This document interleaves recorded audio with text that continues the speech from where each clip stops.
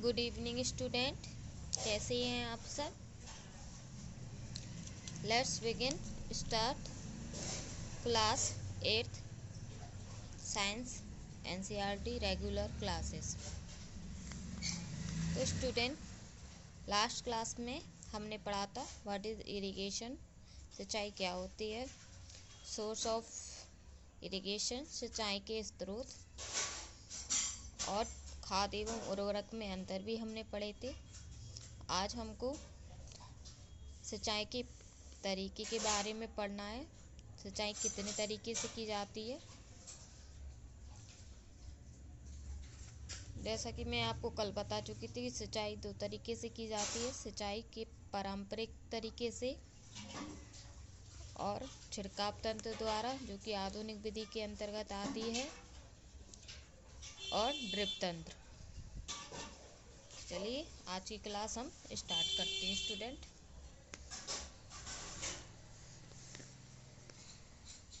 सिंचाई के पारंपरिक तरीके। कुओं, झीलों एवं नहरों में उपलब्ध जल को निकालकर खेतों तक पहुंचाने के तरीके विभिन्न क्षेत्रों में भिन्न भिन्न हैं। मवेशी अथवा मजदूर इन विधियों में इस्तेमाल किए जाते हैं, अतः यह सस्ते हैं, परंतु यह कम दक्ष विभिन्न पारंपरिक तरीके हैं। मोट यानी घिन्नी, चैन पंप, ढेकली, रहट यानी उत्तोलक, जैसे कि हम चित्र में देख रहे हैं। ये ढेकली है, ये ढेकली का चित्र दिया हुआ है। ये चैन पंप का चित्र दिया हुआ है। ये मोट का चित्र दिया हुआ है और ये रहट का चित्र दिया हुआ है। ये सिंचाई के पारंपरिक मतलब जो झीलों, कुओं का जल होता है उसको खेतों तक पहुंचाने के तरीकों के बारे में यहाँ बताया गया है। और मोट के जरिए हम कुएं का जल खेतों तक पहुंचाते हैं। चैन पंप के द्वारा हम नल से जल पहुंचाते हैं। ढेकली द्वारा कुएं से जल पहुंचाया जाता है और रहट द्वारा खेत तक जल पहुंचाया जाता है पारंपरिक विधि के अंतर्गत, जो कि सिंचाई के पारंपरिक तरीके के अंतर्गत आते हैं। चलिए स्टूडेंट, तो अब हम पढ़ते हैं सिंचाई की आधुनिक विधियां। सिंचाई की आधुनिक विधियों के बारे में हम पढ़ते हैं।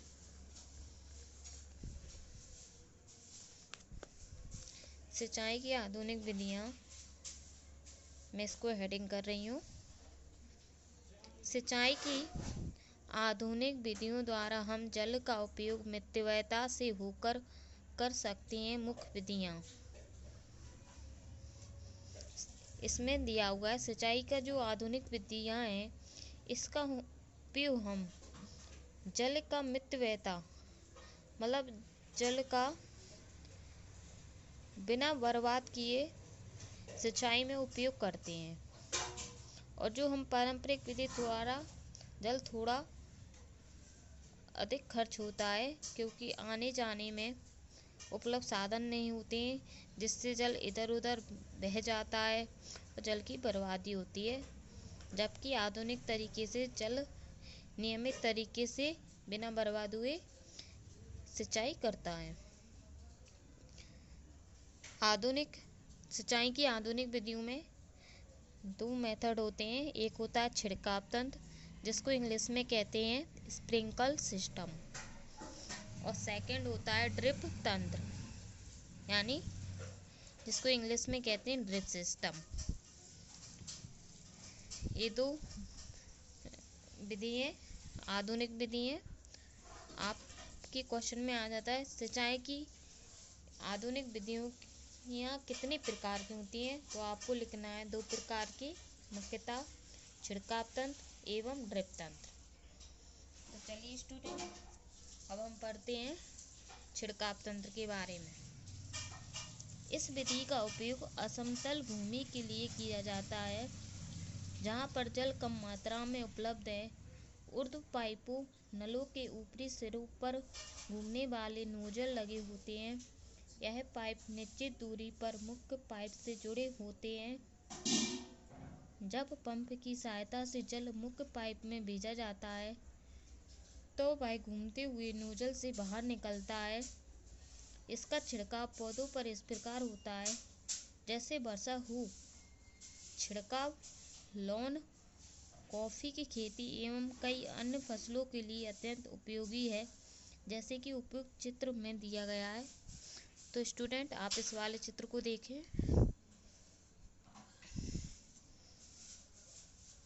इसमें हमें इस चित्र के जरिए हम पढ़ेंगे कि छिड़काव तंत्र किस प्रकार उपयोग किया जाता है।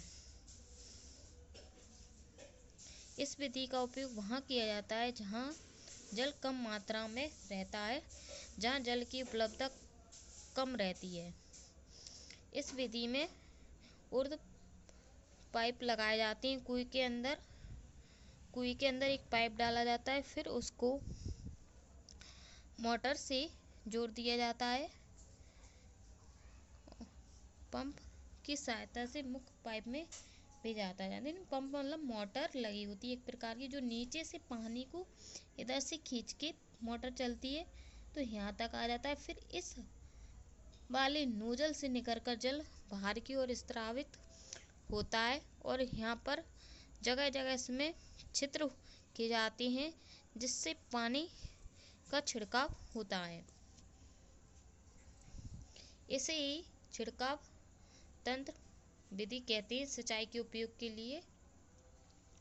और इस विधि का उपयोग लॉन, कॉफ़ी की खेती एवं कई अन्य फसलों के लिए अत्यंत उपयोगी माना जाता है।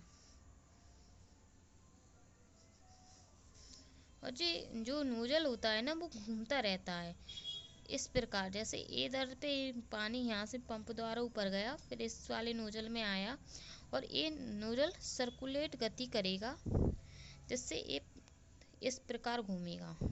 तो कभी क्षेत्र नीचे के ऊपर, कभी दाएं, कभी ऊपर, कभी बाएं, इस तरह चारों तरफ और बूंदों का छिड़काव होगा पानी के बूंदे का, और खेत के प्रत्येक हिस्से पर सिंचाई की जा सकेगी। चलिए तो हम चलते हैं अपने नेक्स्ट मेथड पर, जिसका नाम है ड्रिप तंत्र और यानी कि ड्रिप सिस्टम।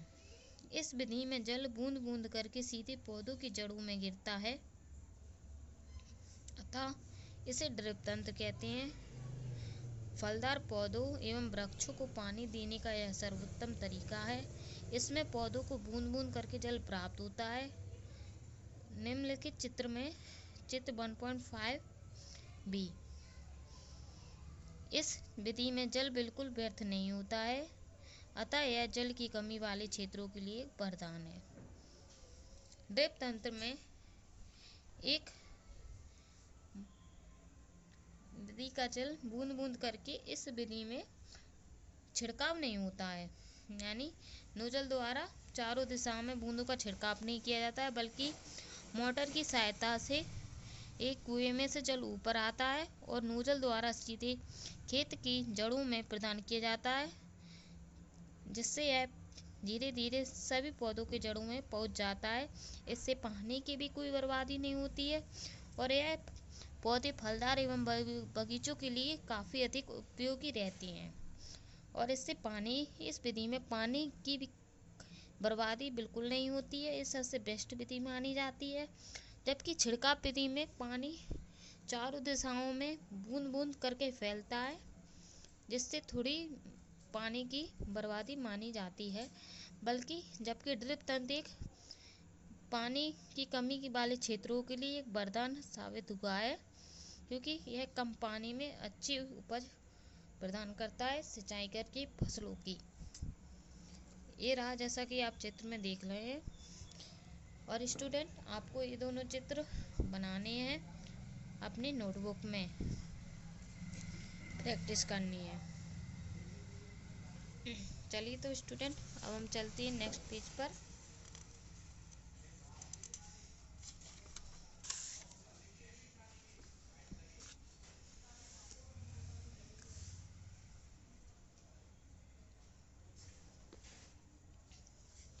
हमारा नेक्स्ट टॉपिक है खरपतवार से सुरक्षा।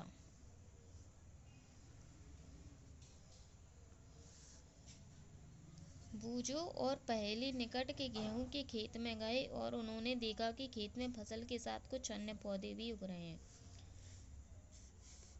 बूझो अपने चाचा के खेत में जाता है और उसने वहाँ देखा कि जो खेतों में जो फसल तो थी वहाँ पर फसल के पौधे तो उग रहे थे जिस फसल को हमने बोया था, परंतु उसके साथ साथ अन्य फसल यानी अन्य पौधे भी उग रहे थे जो कि हमारे लिए अधिक आवश्यक तो नहीं थे, पर वो अपने आप जिनकी उपज हो गई थी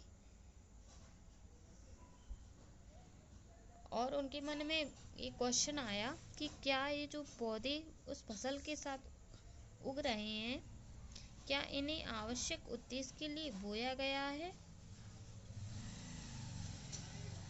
तो चलिए फिर हम पढ़ते हैं। खेत में कई अवांछित पौधे प्राकृतिक रूप से फसल के साथ उग जाते। इन अवांछित पौधों को खरपतवार कहते हैं।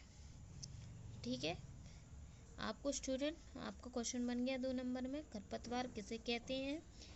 जो खेत में फसलों के साथ अनावश्यक रूप से प्राकृतिक तरीके से उगने वाले पौधों को खरपतवार कहते हैं। एक खेत में फसलों के साथ स्वतः ही उग जाते हैं। इन्हें किसी भी आवश्यक उद्देश्य की पूर्ति के लिए नहीं उगाया जाता है। ये इस वाले क्वेश्चन का आंसर है जो कि बूझो के माइंड में आया था। खरपतवार हटाने को निराई कहते हैं और जो अनावश्यक पौधे फसलों के साथ उग जाते हैं उन्हें किसान हटाता है, क्योंकि उन्हें हटाने के लिए इसलिए ज़रूरी होता है क्योंकि अगर उन्हें नहीं हटाएंगे तो वो फसल की उपजाऊ क्षमता को अवशोषित करेंगे और जिससे फसल अच्छी तरह नहीं उग पाएगी, फसल की वृद्धि में बाधा आएगी। इस वजह से अनावश्यक पौधों को हटाना पड़ता है, जिसे हम हटाने की विधि को निराई कहते हैं।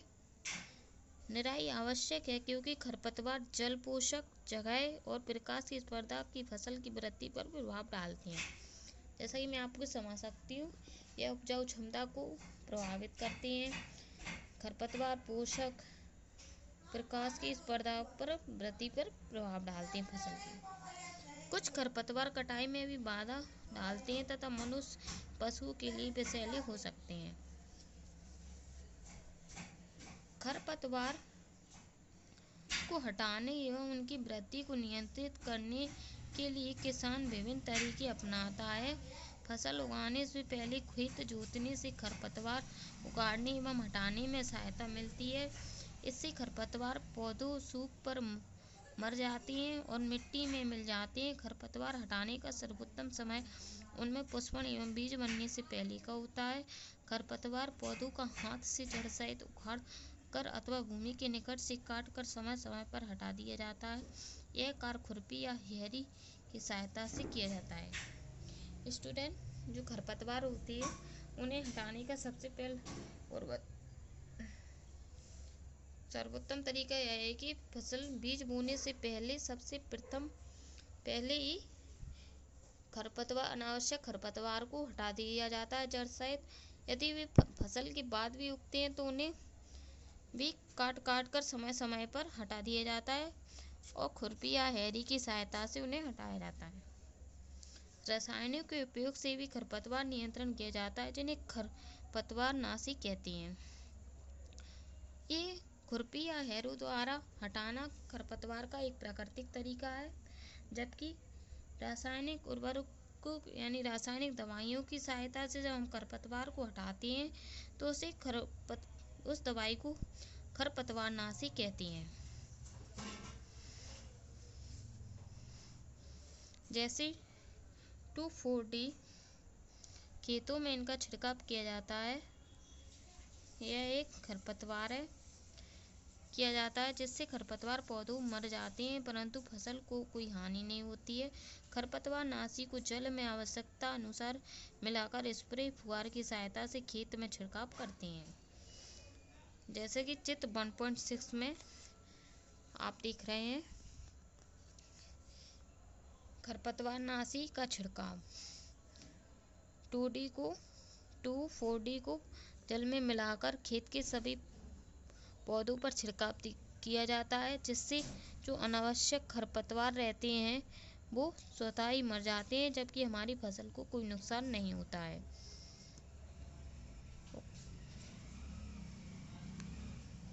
अब बुजुर्ग के दिमाग में एक क्वेश्चन आया बच्चों, जैसा कि आपके क्वेश्चन में भी आना चाहिए, क्या खरपतवारनाशी का प्रभाव इसके छिड़कने वाले व्यक्ति पर भी पड़ता है? जैसे पहले बताया गया, खरपतवार की वृद्धि के समय तथा पुष्पन एवं बीज बनने के पहले ही खरपतवारनाशी का छिड़काव करती हैं। खरपतवारनाशी के छिड़काव से किसानों के स्वास्थ्य पर भी प्रभाव पड़ सकता है, अतः उन्हें इन रसायनों का प्रयोग सावधानी पूर्वक करना चाहिए। छिड़काव करते समय उन्हें अपने मुंह एवं नाक से कपड़े ढक लेना चाहिए। तो पूछिए कोई क्वेश्चन का ये आंसर है। क्यूरियोसिटी के अंतर्गत उसका क्वेश्चन आया कि जब छिड़कने वाला किसान जो खरपतवार रासायनिक खरपतवारनाशी छिड़केगा तो क्या उसको दुष्प्रभाव नहीं पड़ेंगे? तो स्टूडेंट हाँ बिल्कुल, अगर छिड़कने वाले को यह रासायनिक खरपतवारनाशी का छिड़काव करते समय सावधानी बरतनी चाहिए। उससे अपने नाक, मुंह, कान और आँखों पे हो सके तो आँखों को भी ढक लेना चाहिए पारदर्शी चश्मे के द्वारा। तो और हाथ पर ग्लव्स पहनने चाहिए, जिससे इस पर कोई दुष्प्रभाव नहीं पड़ेगा। यदि वो इन सब चीज़ों की अनदेखी करता है तो उस किसान पर रसायनों का दुष्प्रभाव पड़ सकने की संभावना है।